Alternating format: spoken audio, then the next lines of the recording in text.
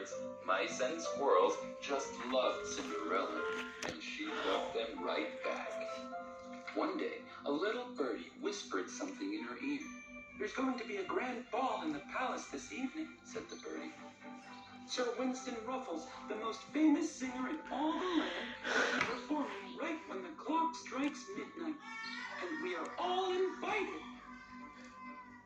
Cinderella was so excited that she gave the birdie a big kiss and ran off to her house to pick out a dress to wear. But when she opened her closet, all she saw were old clothes. Maybe she could buy something new, she thought. But when she opened her purse, she found no money. What was she to do? She fell to the floor and started to cry.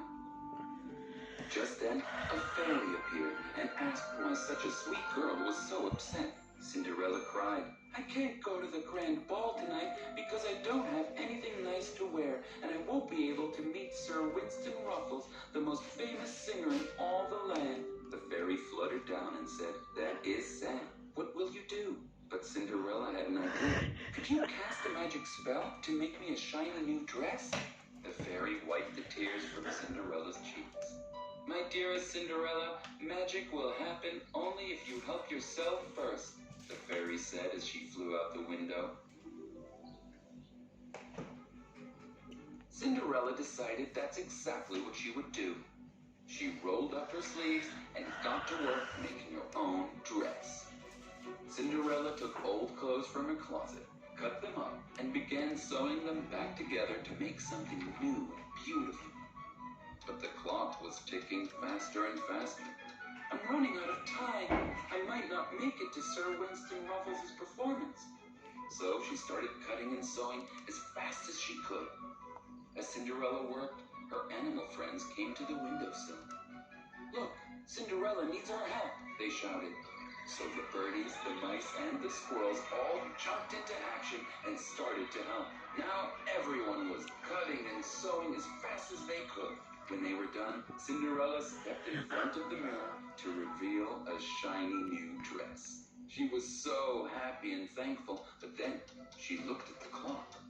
"Oh no, it's almost midnight. I won't make it in time to see Sir Winston Ruffles."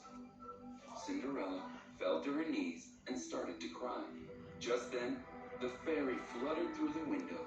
"My dear Cinderella," she said, "you did your part. You helped yourself by making a beautiful dress. Now it's time for me to help you get to the ball on time. With some magic." The fairy smiled and waved her wand high into the air, casting a magical spell. Suddenly, the pumpkin by the door turned into a carriage. The mouse turned into a horse, and the squirrel turned into a driver.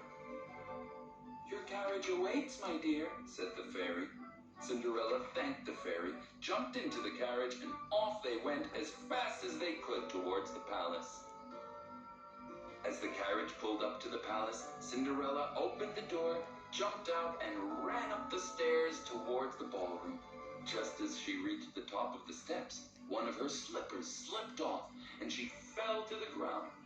She looked up at the clock and saw that it was almost midnight. She was too late. Just then, she heard a kind voice ask, "Is this yours, my friend?" She wiped away her tears and saw Sir Winston Ruffles, the most famous singer in all the land, holding her slipper. He helped her up off the ground and slid the slipper back onto her foot. "May I escort you to the ballroom?" he asked. Cinderella smiled and walked with him towards the ballroom just as the clock struck midnight. The end.